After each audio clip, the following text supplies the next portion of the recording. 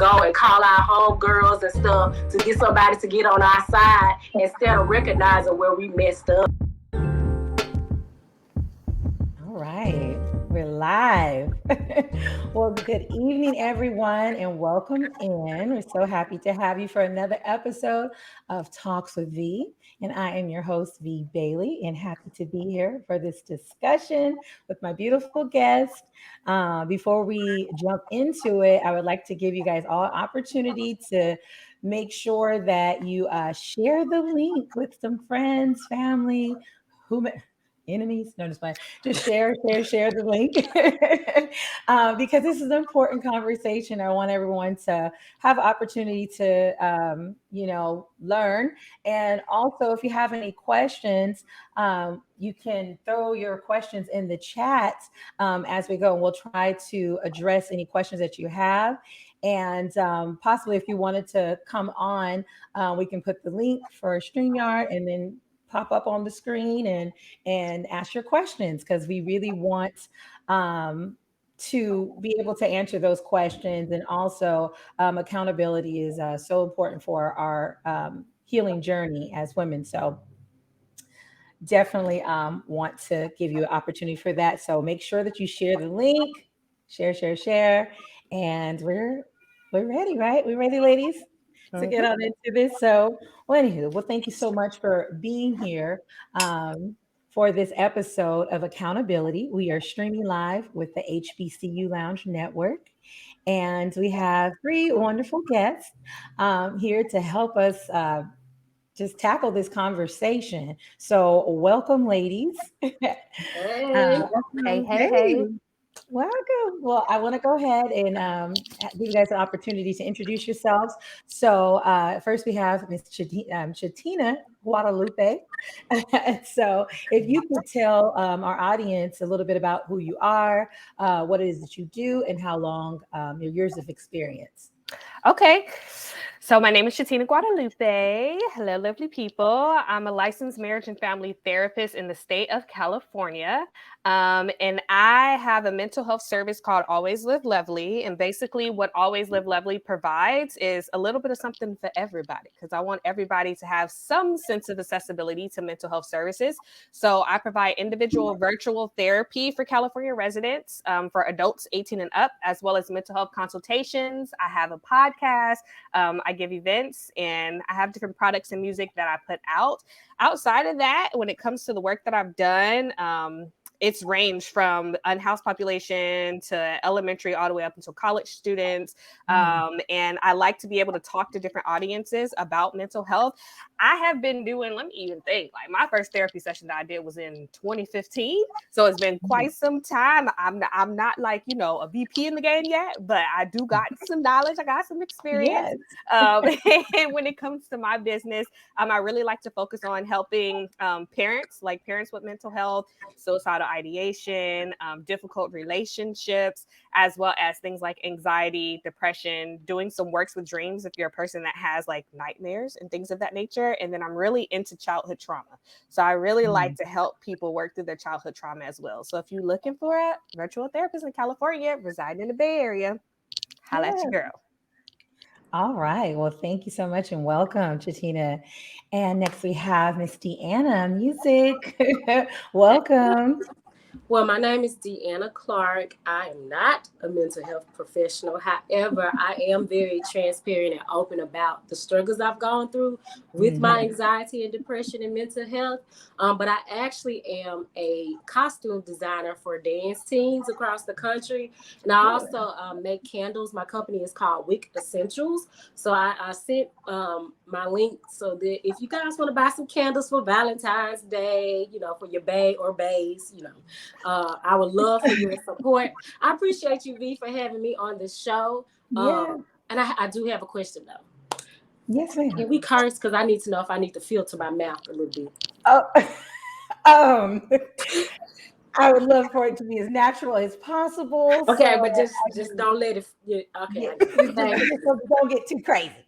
I'm looking forward to the conversation. Okay. Well, no, and I thank you so much for being here, Deanna. I was in a room with you on Clubhouse, and then I just heard just how authentic you are. And I think that the room was on triggers, and we will be Mhm. having a show on triggers on the 22nd of this month. And I just love the authenticity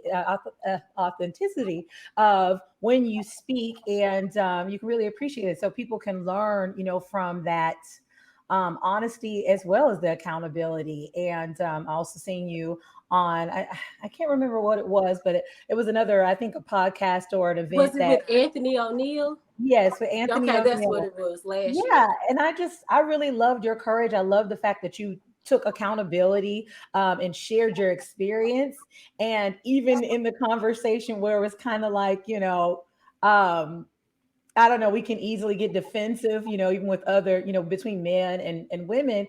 Mhm. I know Anthony was kind of making a little bit of a joke, but you Mhm. still stayed, very transparent. You were unwavering and were accountable. And I love that. And I was just like, we need that realness as well Thank as, you. the therapist's perspective, because they, very knowledgeable, but too, like that everyday, you know, woman that, is living in, with her own experience Right. and is growing. And so that's what it's all about. So thank you so much for being Well, here. thank you for having me. Yes, ma'am. And last but not least, Miss Sierra Hillsman. Hi, everyone. V, thank you so much for creating space for us on your platform. My name is Sierra Hillsman. I'm a licensed professional counselor licensed in the state of Georgia and Maryland. And I'm also an emotional wellness coach. I help working professionals overcome work stress and anxiety in the workplace. Some of my specialties include work-life harmony, life transitions, and anxiety. I am the CEO and founder of Legacy Speaks, which is a training and development company dedicated to helping startups and corporations train their leaders in order to overcome that work related stress. All right. All right. Well, thank you so much. I'm super excited. And Sierra has been with us. I can't remember what it was not the last episode. Frenemies, yeah. Yes, so the Frenemies episode. Oh, it was the last one, right? Time is just going by so quickly. Well, anywho, I'm so happy to have you back with us again. You brought so much, knowledge and dropped so many gems. I was just like, maybe I need that kind of therapist. I was loving it. I was like, it was hitting me. It was really hitting me. So thank you so much. Happy to have you back with us once again. And thank you, Glorinda, for being here with us. She always supports. So thank you, honey. Um, all right. So I did want to kind of touch on, why we're talking about this. And so thank you, ladies, for being here and join us for the discussion. I know you guys will be adding a lot of value. So I wanted to talk about this topic is accountability. And it's a very relevant conversation and topic, for women, today. And I think overall, we get a lot of criticism as a group, a lot of times it's focused on us, especially lately, gender specific for some reason. Okay. But but the truth about it is that, people in general have issues with accountability. Maybe certain areas over, more, than others. But we have issues. It's something that humans struggle with. And so I wanted us to talk about this because although there's different types of accountability, I wanted us to touch on or focus on the personal accountability and how these conversations can possibly help us grow in other areas. Because accountability, it's very broad. If you get online, you can find all these different books on accountability, and they're pretty impressive. But I do think that as we work on that personal accountability, it's able to kind of lead over into the other areas and help us, strengthen our accountability just in general. So I hope you guys all are as excited about this conversation. I know a lot of people run away from it. They're like, wait, now I'm accountable. And it's just like, no, you're not. But you know what? I'm not here to judge you. I just want to give you the information as well as for me to learn so that I can be accountable in the areas that I'm not and just grow. So, welcome again. And we're going to go ahead and get to this first question. I don't know. We're getting a little background noise. A little clicking. Yeah, I'm not for sure what it is. Okay. Well, Might be there. Well, so for the first question is, what is personal accountability and what does it look like?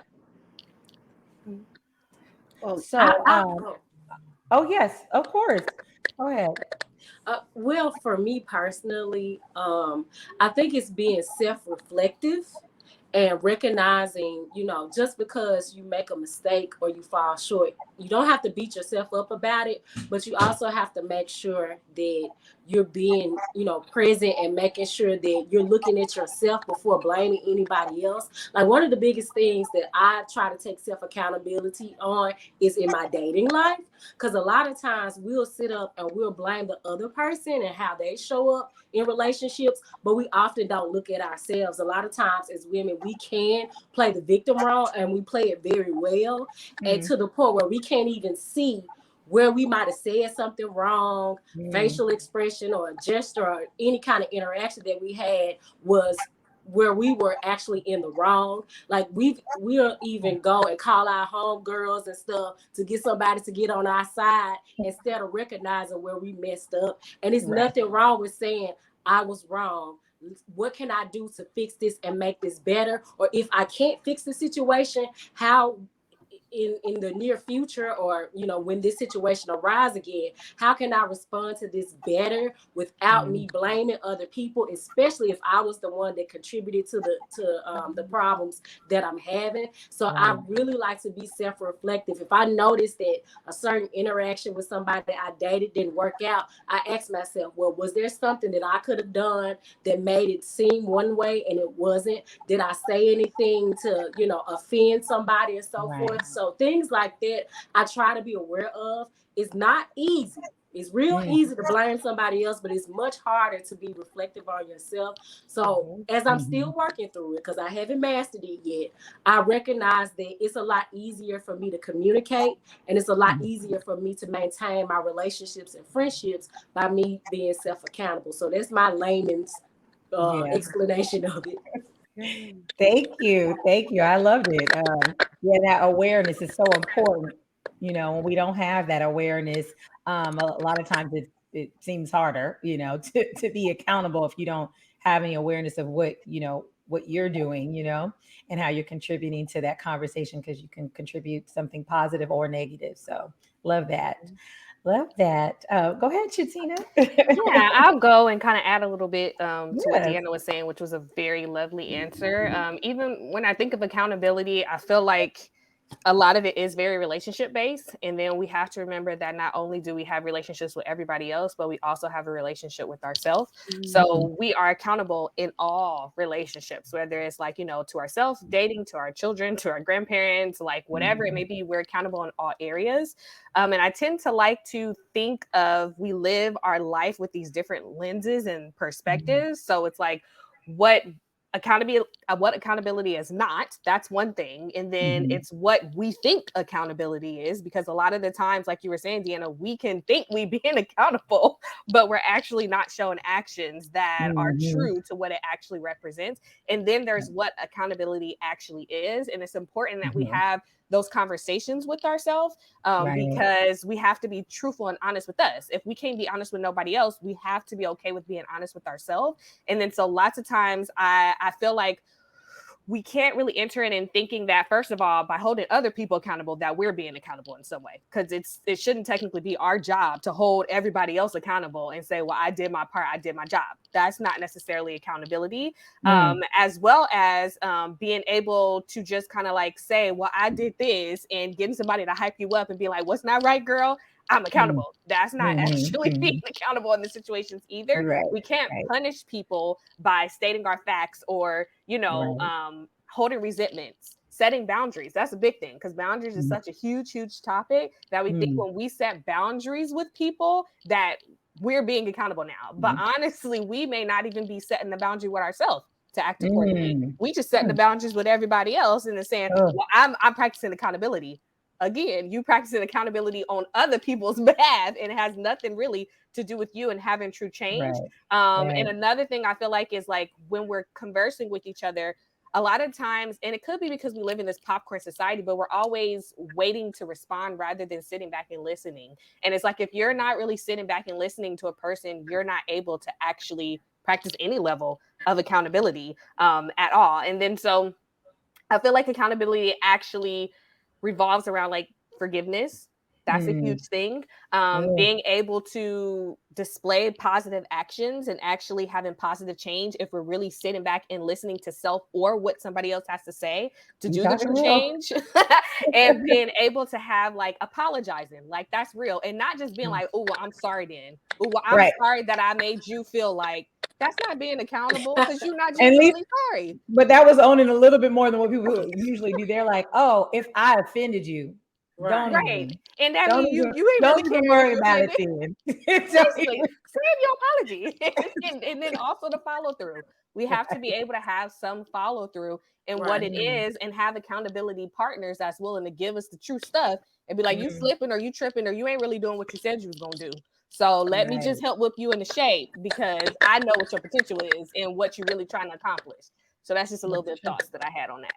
But that's so true. And one thing I wanted to add before we get to Sierra is being able to receive that. So if you're taking accountability for something, let's say you hurt someone and they share that with you. It's not the if I hurt you. It's like I just explained to you for 30 minutes how you did, receive it, and then if you're not ready right now, that's fine. But talk to me, like if you're going to offer me an apology, and it's not all this like negating, the fact that I just shared that with you and you're like, if I did, it's just like, no, but just owning that, owning what it is that even if it was your intentions or not, owning the fact that you have hurt that person because that person has shared it with you, even if it was not your intentions. And so I love that. Yeah. But all right. So thank you. And Sierra. Oh, y'all just literally wrapped up everything that I was getting ready to say, because initially when I think about accountability, I look at it in two components, right? So the ability to take ownership of one's thoughts, feelings, behaviors, perspectives, and beliefs. And then also seeing how your actions align with all of those things. So I also think of accountability partners, how it's important for us to align ourselves with individuals who will make sure that we're living according to what we say. If we have specific morals or values or belief systems, having that community that's going to be like, all right, Sister Tab, what's going on? Let's talk about that. Somebody that you can refer to not necessarily for guidance, but for alignment purposes. And what I find, especially with working with clients, as soon as you start utilizing things like dates, deadlines, maybe even utilizing those mechanisms that make sure that you're in alignment with what you have to say and do, that's when we start getting offended. That's when we start find ourselves pushing back. But it's just like, hold on now. This is what we say. Make sure that like what we say is what we mean. And so that's what I think about when it comes to accountability. That's so good. I love all of this. I think the show's over. No, just go ahead and do the benediction. It's so good. It's so good. Okay, so the next question. I did want to say, would it be the proper way of saying it wasn't my intention to hurt you or offend you? And if I did, well, that negate what I just said. I was trying to say it in a cute way. Because I try to say it's not my intentions to do things, because sometimes we can say and do stuff and don't recognize we've done it until it's addressed. And unfortunately, people have a hard time with actually saying, hey, you offended me, you hurt me, and they will harbor that. So when I'm addressed in a way where I have offended somebody, I try and say, it wasn't my intention to do that. But since you said that I did, I apologize. Would that be a proper way of apologizing to somebody? That's a great way. Because I'm asking for me. I Yeah. think Not a friend. I'm like, yeah, that's a great way, especially if it's coming from a genuine place. I think that's very important. I think oftentimes people have a way of apologizing to pacify other people. Right. And so you're not willing to like do the work once it's brought to your awareness. And so if you're willing to say, you know what, I apologize, that wasn't my intent. Let's have a conversation. Let's effectively communicate like adults, like adult woman to woman, not Barbara Shirley type stuff, but like adult perspective. I think that's a very good component. So thank you for effectively communicating that. Yeah, I love that.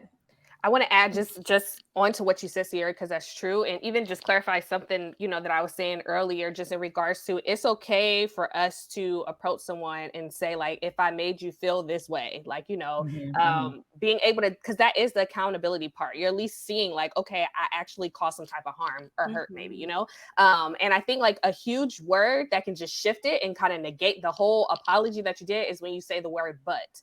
Because the moment that you add the word but in there, you like, if I made you feel this way, I apologize. I'm sorry. But what you did was, then that's when it's like, okay, well, there's no accountability because sometimes we just will say things like you said, Sierra, to pacify the situation because maybe we don't like confrontation. Or maybe we don't feel like we want to have a resolution, or maybe we still feel like we're right and we want that to be known, but that's not taking true accountability. And it's important for us, like Sierra was saying, to take a step back and really, really just be honest and truthful with the area that we're coming from when addressing these things. But we have to take a step back in conversations and check in with ourselves to see really what our energy is. Because if we just popping off at the mouth, we're not really digesting what's going on. We just responded. Let's be honest. Shoot, I do it sometimes too, but we just responded. So being able to really take a step back and check in with yourself to really see if it's a genuine apology and taking ownership of how you make that person feel. And then thinking, okay, well, what can we do so that we don't get back to this space? What can I have said differently? What could I have said? How could I approach this so that I don't make you feel that way? It's really the steps you take after saying that. But the moment you throw that button there, it's like, well, conversation over, we done. Right.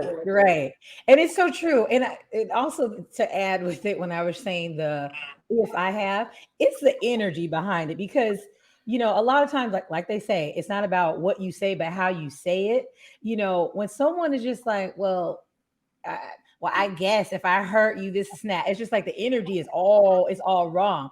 But when you really don't know, there's sometimes that you don't know, as you mentioned, Deanna, that you didn't know that you did it, and so you're kind of like, all right, well,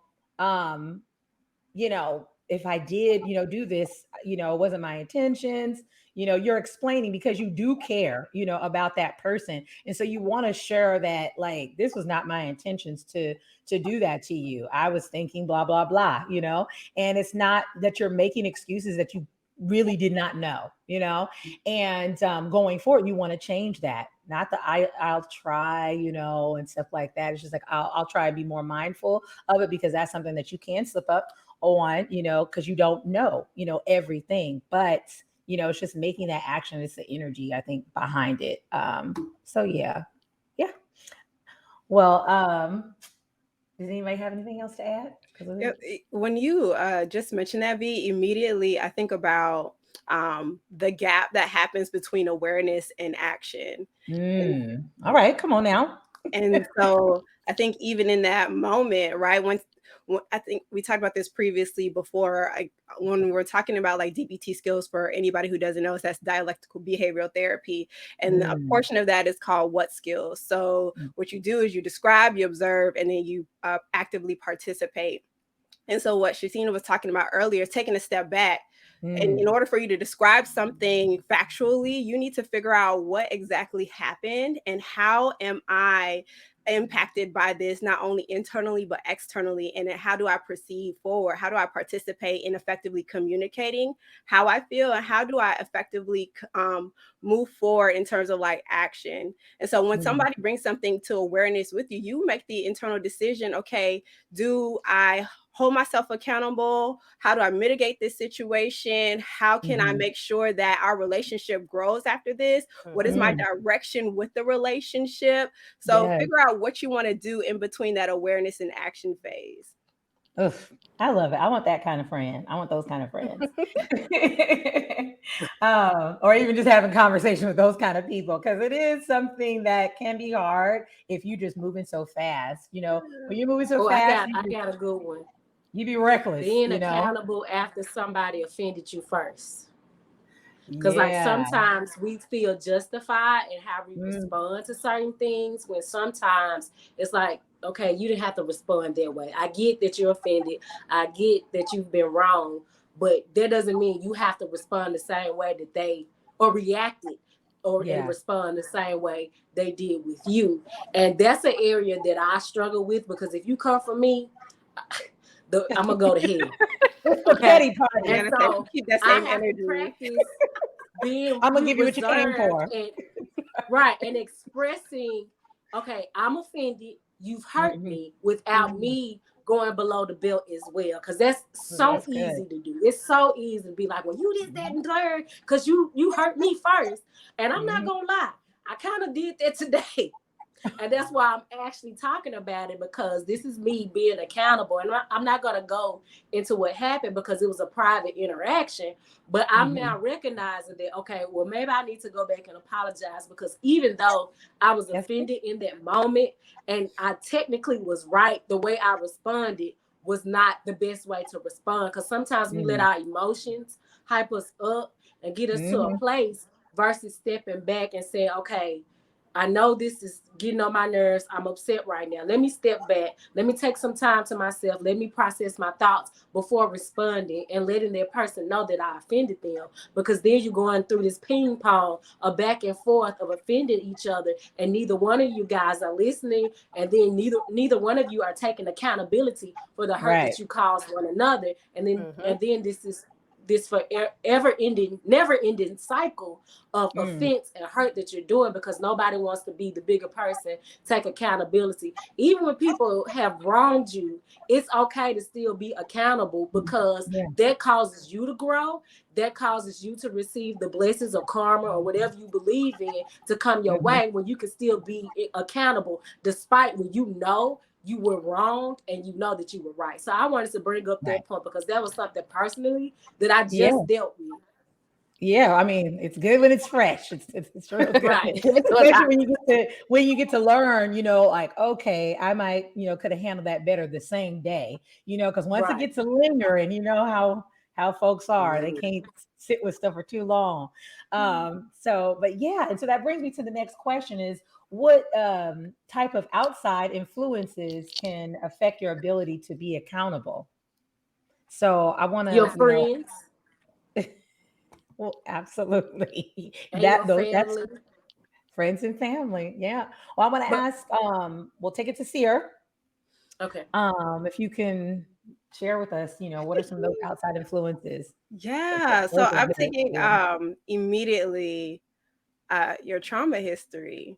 I think Mm, about Mhm. that, right? So, like, whatever constructs that have been formed based upon your experiences growing up, or what from whatever traumatic event that you've experienced. And we understand what trauma, what may be traumatic for you, may not be traumatic for me, and vice versa. right. And you have your big T's and little T's and whatnot. So, immediately I think about that. I also think about like your history in relation to the person, right? So I think we talked about this earlier in terms of communication. It's not only what we say, but how we say it, but we Mm-hmm. forget about the other two components, which is who we say it to and in what context. We forget Mm-hmm. about the who we say it to, that audience. And so, what is your relationship with that particular person that you're experiencing that discord with? And then also, when we're talking about the context, how relevant this is, or how specific is this thing? So that's what I think about immediately. And another thing that can also impact our ability to remain accountable is the set of circumstances. Are you in survival or thriving mode? Because if you're in Mm. a place of survival, you're always going to enter into a situation from a place of defense. instead of like in a place where you're like walking to a situation willing to hear. Oftentimes when we're having certain types of communications and we're trying to survive, we're not trying to like receive information in order to solve the problem. We're receiving information and also having like the hamster in the back of our head running because we're preparing for our response instead of sitting and being fully present. So those are a couple of things that I feel influence our inability to remain accountable. Now that's a good point. That makes me. I have a question. So would you say that there is a level of accountability that you need to have when you realize that about the person that you're getting ready to have the conversation with? Like, there's a level of accountability for you.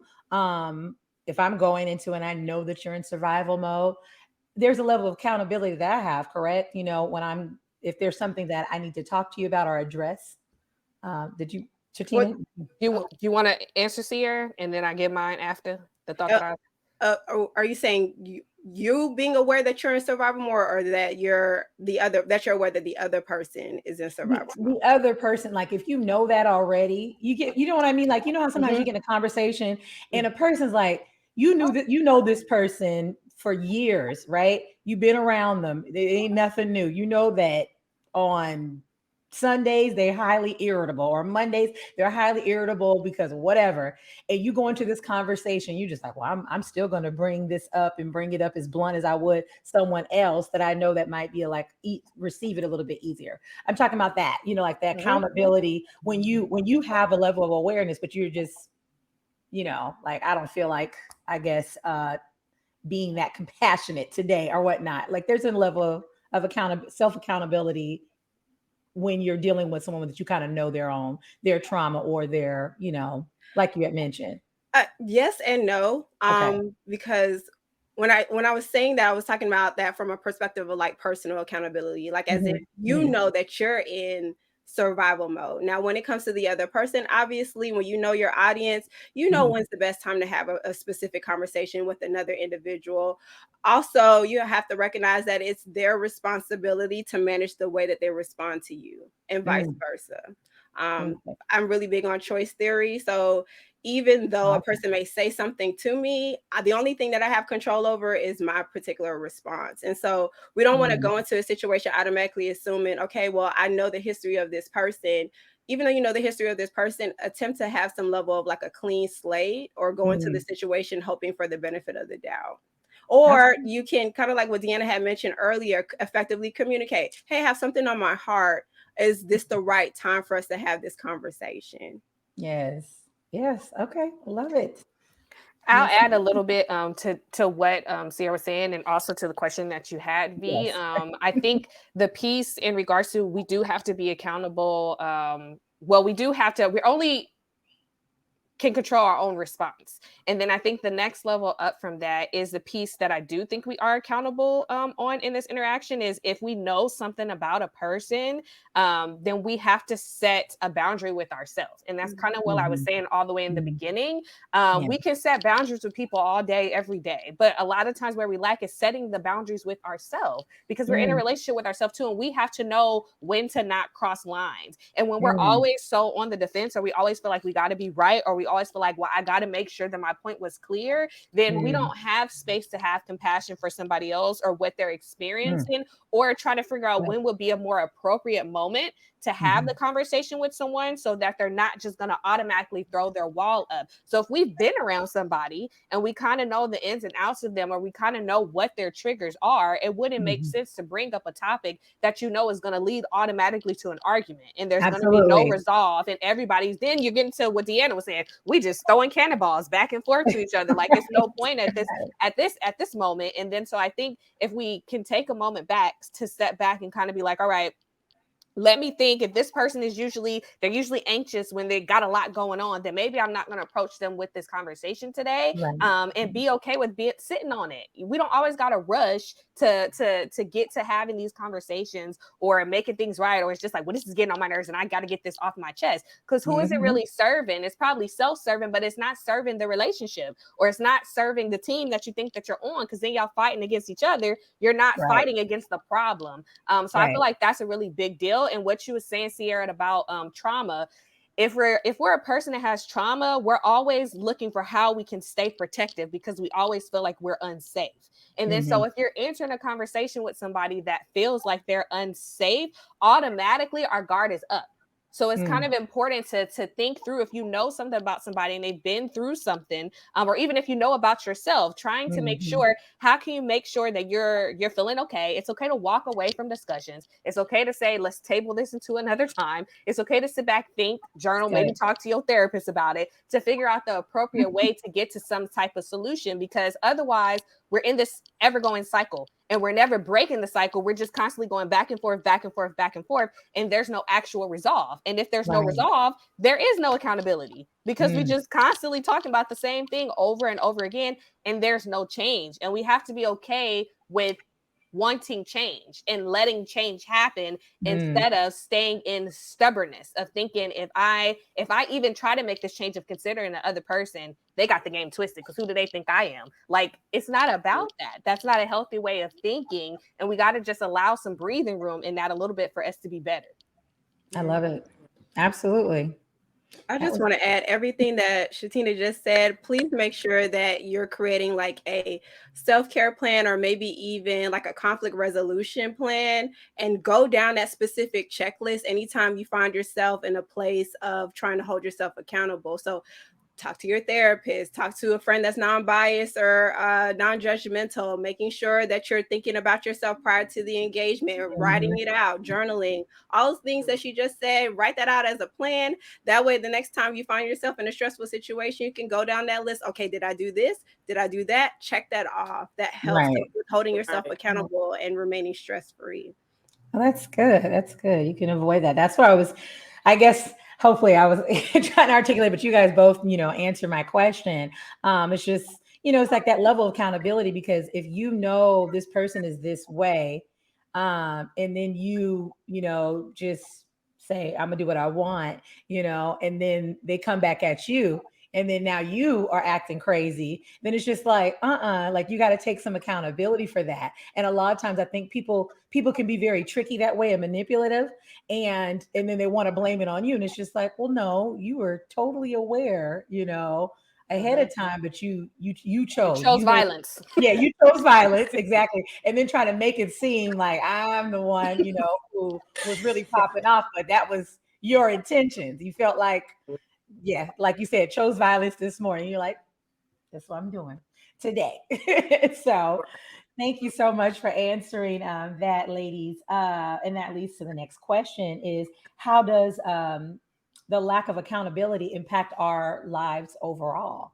So Deanna, I would love for you to take that first. How does that impact your life overall? It's kind of pretty simple. You don't grow and you don't evolve when you're constantly at a stagnated state, thinking that, some people think they're perfect, that they're always right, that they are incapable of being wrong. And I think that's very dangerous. Yes. As it relates to showing up in relationships and everything, because if you're never accountable for your actions and the words that you speak, then you're just going around doing things just for the sake of doing it, and you're not really learning how what you're doing and saying is affecting other people. And then you look up, and then you're starting to lose your relationships and your connections, all because you can't be accountable. And unfortunately, what some people will say, well, they're just hating on me. Or, I have to ride solo, what God got for me. You know how people start posting them quotes? You know they wrong when they get to posting all them quotes, trying to get people to rally behind them so that they can be right, instead of just simply saying, you know what, I was wrong. Let me be accountable. How can I fix this? And how can I prevent this from happening in the future, or reacting a better way? So me personally, I think it stops your growth, and it can potentially hurt relationships that are important to you when you can't be accountable, when you can't recognize that you are wrong. And it's okay. Hey guys, this is Deanna. I don't have a medical license, but I'm here to tell you it's okay to be wrong. Okay? We all are wrong sometimes. You are not alone. If you're experiencing, I'm just joking, but I'm just This is saying, a like, PSA. it's a real thing. I Like, love it's it. okay to be wrong. We're not gonna Straight always be like right. that. So for me, I think it can affect you. It can affect your growth if you're unwilling to be accountable. And I'll yield with that. Yeah. Love it. Oh, I love it. That's good. Yeah. So it's Sierra. Sierra, you ready? I could see by that smile. Yeah, I'm something like, good to give. thank you. Immediately when I think about like the detriments of not taking accountability, going back to the original definition that I put, the inability to take ownership for our thoughts, feelings, beliefs, actions, and behaviors. And so when we lack the ability to take ownership of a thing, that creates distance between who we are and who we're trying to become. It greatly and severely impacts our relationship with ourselves. And oftentimes, or throughout this conversation, we've been talking about how the lack of accountability impacts relationships with other people. But when we do not take ownership with the things that we have, it keeps us from being relentlessly honest. It keeps us from being able to grow, like Deanna mentioned. It keeps us from being able to like be truthful about who we are in this season of our life. And so, and it also impacts our ability to remain mindful with what we're doing. If we're constantly moving through life, just doing things just to do it and not actually processing how that impacts us as well as other people, or at least impacts like the lives that we live, that severely impacts like our personal existence. That's how I feel. Good. I love that. I love that. Miss Chetina?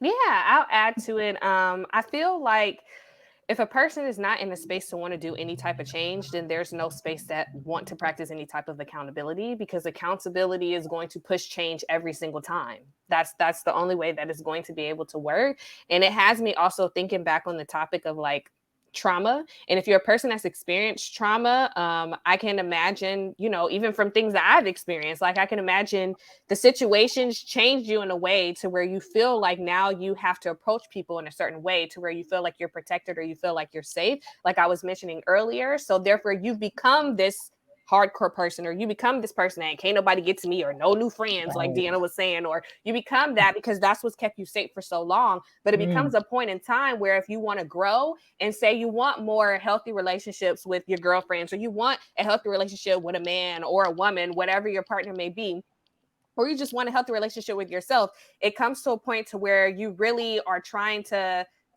you have to take a step back and figure out like, okay, well, what are the steps that you need to take to be able to get there? And if you're not willing to go in that direction, then you're not able to actually welcome any type of change in that way. So a lot of time we'll find people that'll just be like, well, I'm grown, or I'm not changing for this person. And we keep hearing other people tell us, but you're doing this, or you're causing this harm, or you're acting this way. And we're like, it ain't me, it's you. Or everybody just got something to say, but I'm not listening. They all tripping.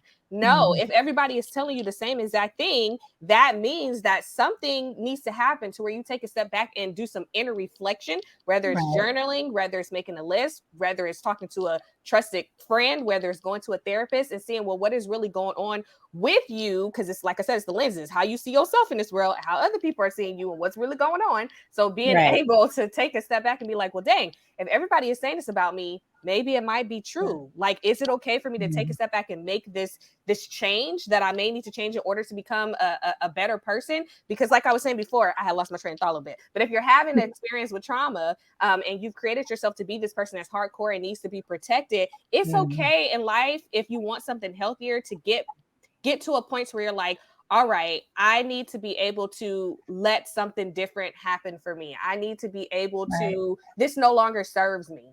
Like being able to be hardcore like this and shutting down and being in defense all the time, it may have worked in the past because that's what you needed in order to feel okay. But you have to have some room for being able to change and say, maybe this habit isn't good anymore.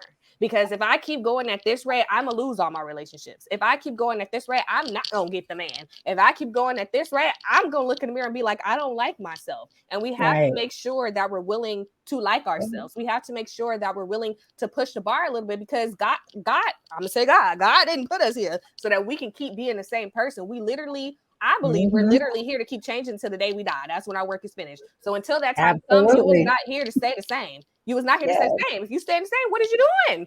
what are you doing? So Come on now.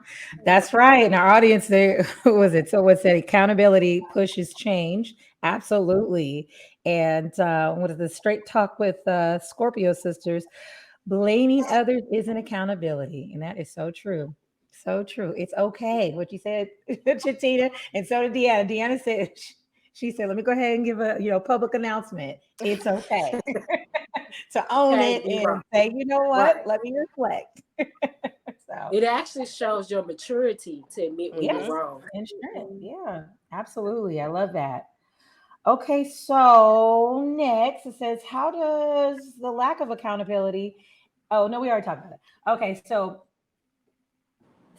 what's? Let me see. Oh yeah, is your lack or struggle with accountability? How can you, if you lack it? So if you lack accountability or you struggle with it, how can you grow and become more accountable? Because all right, maybe someone is just like, all right, maybe I am, maybe I lack accountability, and they don't want to like, shout it to the rooftop, but they want to work on it. They want to start making those first steps. How can they become more accountable? Because I don't believe anyone's doomed. Can always change as we're talking about accountability push change. So how can they do it? How can they make those steps? Sierra, I'll go ahead and let you take that first. Yeah, two things I think about. First, creating a strategic plan for yourself. I think we talked about this earlier in terms of like putting deadlines, making sure that you're creating like a plan for things that you would like to accomplish. Like, what are your goals and what are those things that are going to draw you closer to those specific goals, right? And then the second thing I consider is like, what type of blame game are you playing? So there are four Mm, ways that we blame, right? We blame up, we blame down, we blame in, and we blame out. So blaming up looks like pushing blame towards the people who are above us, whether it's in the workplace, maybe a parent figure, maybe God. Blaming down is somebody who is below us, whether it's somebody who reports to us in work, mm, maybe it's a child, maybe it's a younger sibling of any kind. Blaming out can look like your peers, your partner, your spouse, whoever. And blaming on the inside is obviously you blaming yourself. We were talking about this, the concept of guilt and shame. Shame says that I am bad. Guilt says that I do bad things. So consider what type of blame game are you playing and mm, figure out what ways to mitigate those forms of blame. mm. That's mhm, That was good. That's good. good. I mhm, know. You can write that down. mhm. Hold on. The other phone. That notebook. That's why I got my notebook over here. I'm like, that's good. That's good right there. While you're writing, Deanna, we're gonna let you, Tina, take this next. So share with us what are those steps to. Yeah, I feel like forgiving yourself for slipping up, Mm, because goals is a huge thing. That's exactly what I was going to point out is, mm, have a self-assessment with yourself and see how are you really doing. A lot, mm, expect it's the new year, right? So a lot of us sit here and we make vision boards, we make all the goals and all the hopes and dreams that we have for 2023.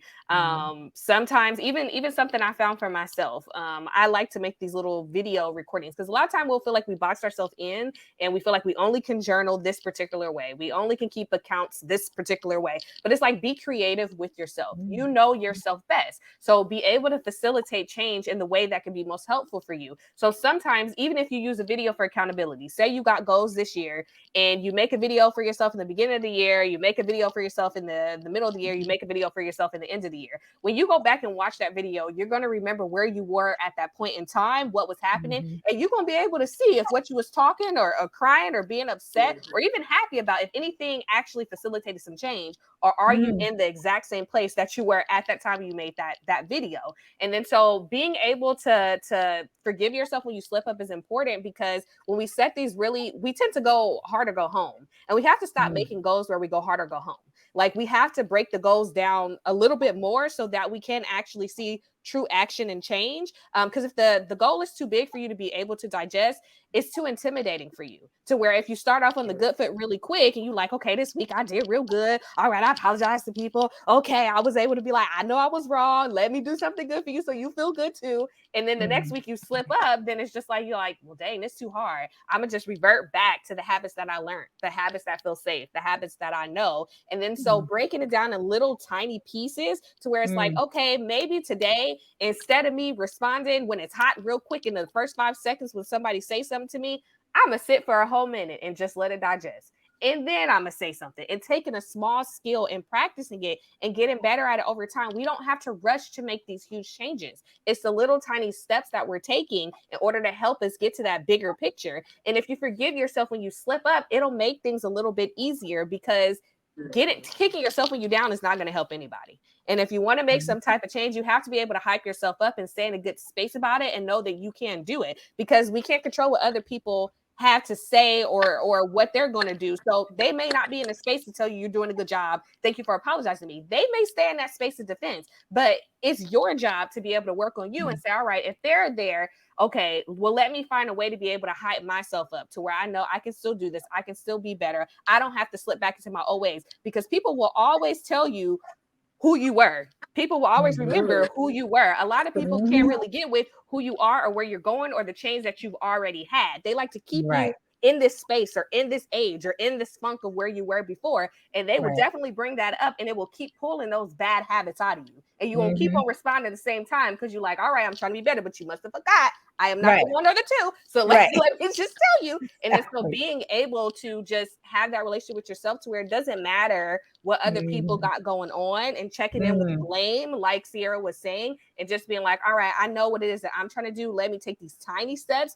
At the end of the year, you'll be able to realize like, oh, I got there a lot quicker by taking this tiny steps instead of taking these huge leaps and feeling defeated. And then at the end of the year, we like, well, dang, I didn't do it. All right, so now we in 2024. Let me write the same goal on my list again. That's not what we're looking for. We're looking for true change. Absolutely. Love that. Love that. No, someone had mentioned, Jay had mentioned in the comments, and it disappeared on me, but I believe he was speaking about some people struggle because of the way that they were raised. You guys see it on you see it. Okay. If either of you, Sierra or Chetina, want to address that about that, the way that you're raised, because some people, they're kind of back to the point. I think Sierra had mentioned it earlier about that survival mode. It was you were Chetina, being in survival mode because that's how you were raised in that trauma, that childhood trauma. So either of you, if you guys could address that for him, because I don't see it anymore. Immediately when I think about Jay's comment, I think about like parenting styles and how that impacts the child at hand. And so if you're raised in a family that is super passive, right, or not necessarily involved in nature, when you go out into the world, that child may be looking for maybe validation, or maybe they may feel like you can't tell me nothing because my parents didn't even tell me anything. Or maybe even dealing with those super helicopter parents, right? So that all of the parenting styles impact the way that a person is brought up. However, what I always remind people, we might have started one way. It is still our responsibility as we matriculate through life to make the necessary change. Just because our parents have influence over how we were brought into this world or how we were raised in this world, they don't have influence on how we live our life and moving forward. And so how you start isn't always how you end. That's your responsibility. Could I say coddling is another form of keeping people from being accountable? Because it's especially as mothers and our babies and stuff, our babies can do no wrong. And I think sometimes that can actually hurt them going through life, because we're constantly saying, well, trying to find a way to make it the other person's fault. Like you just said, Sierra, about blaming out.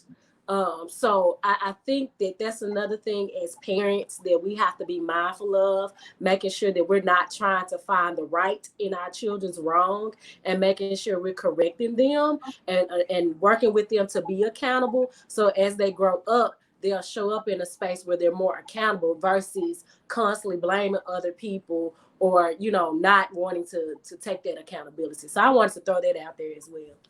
Absolutely. That enabling behavior is a crutch. Okay. You are not helping your child when you enable their behaviors. You're not helping your partner or anybody else that you truly care about when you enable their behaviors. V, you're on mute. I can't hear you, V. That's so good.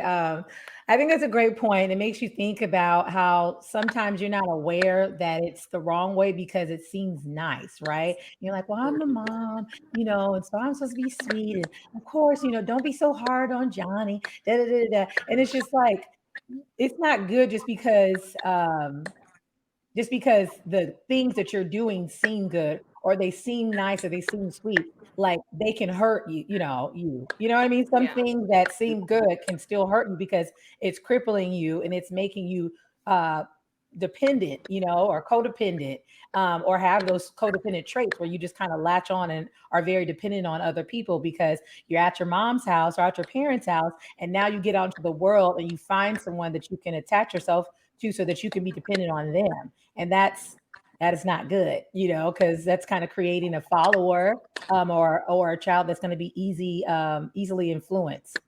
So Yeah.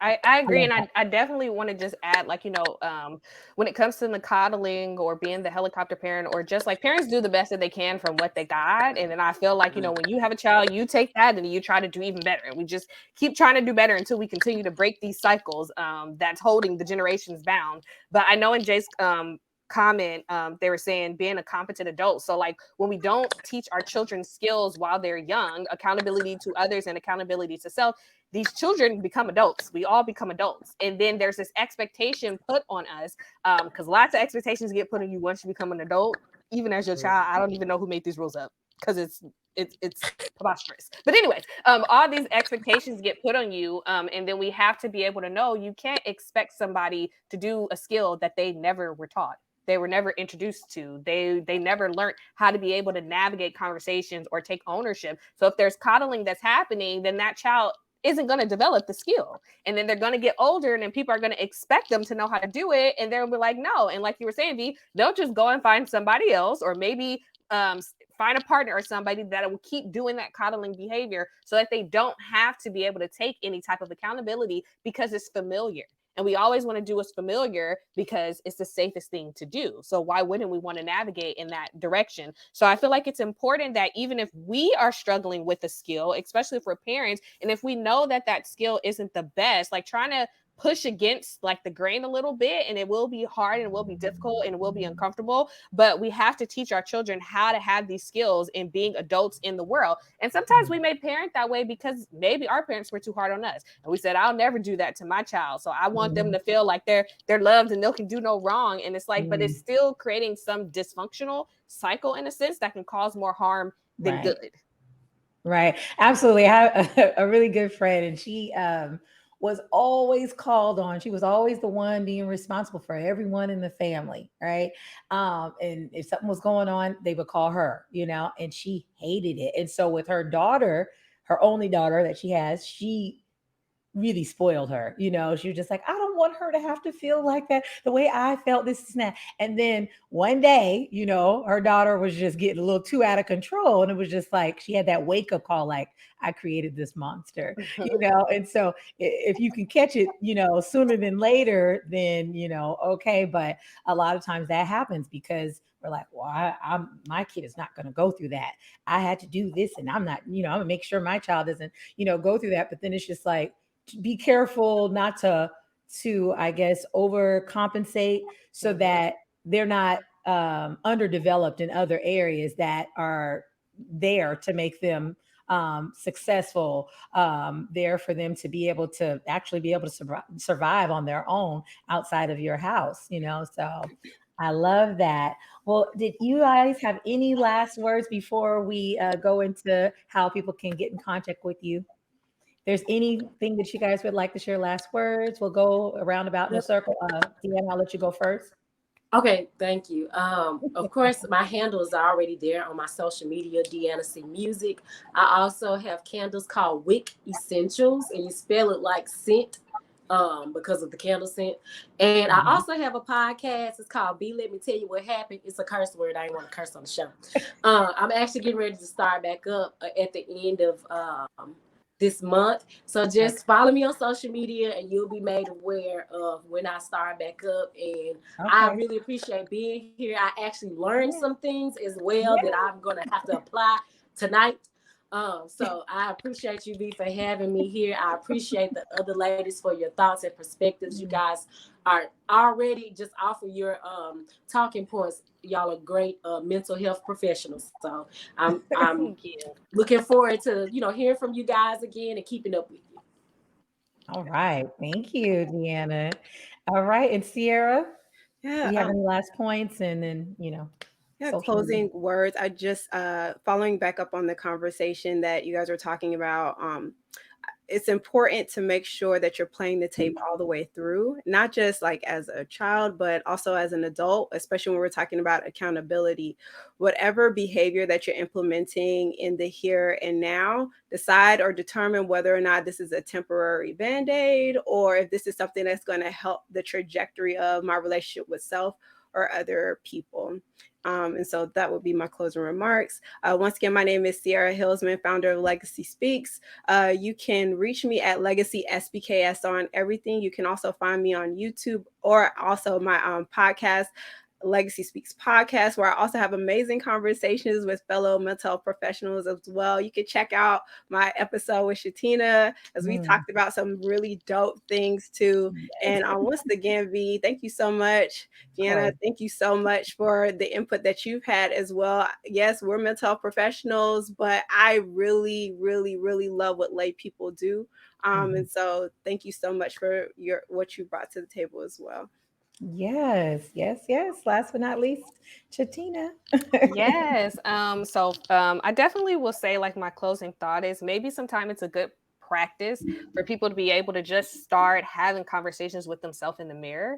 Because if you have conversations and you're looking at yourself, I feel like that holds a level of accountability, because some people can't face themselves in the mirror. So being able to just look at yourself in the mirror and kind of, I'm big on talking to myself. I don't care if people are like, what the heck is going on with her? I will talk to myself from here to Timbuktu because it's helpful for me. I do like a audio journal. I like to just talk out loud. And then so being able to look at yourself in the mirror and say, okay, like, and for instance, girl, what's going on? Like, okay, this is something that I need to see change in you. Or when I look at you, I feel this way. Or you kind of, today, this is what we talking, this is what we going through, this is what we going to do better with. Trying to have some type of positive self-talk also in that. I feel like that could be a huge thing, because sometimes it can either be too hard for you to want to be accountable and make these changes with other people and other relationships, and it's easier for you to just focus on relationship with self. Sometimes your relationship with self is too much. You don't want to go to those places and you rather focus outward. But I feel like if you can do it with yourself, then you've already won half of the battle.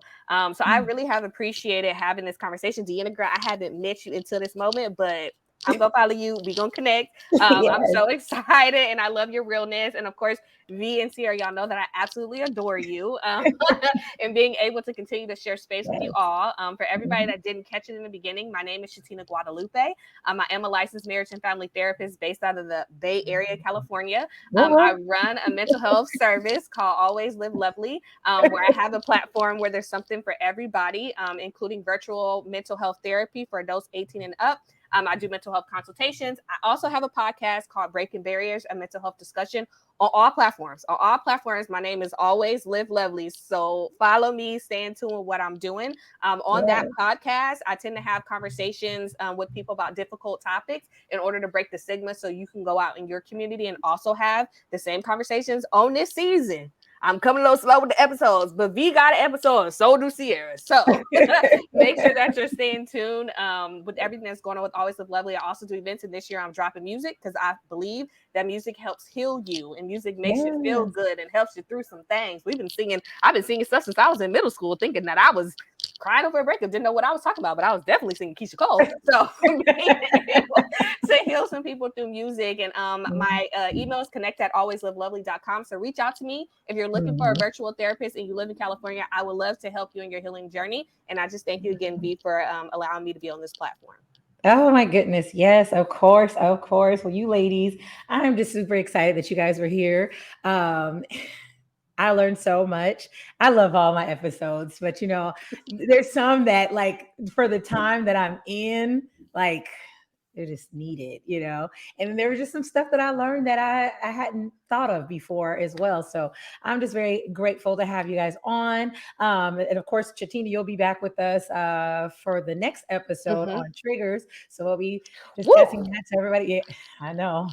See, we had the hard hitters, in January because everybody's, got their New Year's resolutions and all those other things. It's like, all right, are you being accountable though? Are you going to be accountable? Maybe that'll help you actually do those New Year's resolutions and continue them throughout the year. And then those triggers, people going to try and make you pop off and take you off your game so that you're not accountable and you have excuses. No, we gonna work on that. And then in February we'll start talking about the love stuff. All right. In the healing area and for that. So anyways, but thank you so much, ladies. I appreciate all three of you. And for our audience, thank you so much for being here. Y'all was showing out in these comments. So thank Mm-hmm. you. Until next time, we'll see you later. Have a good Bye, night. everyone. Bye.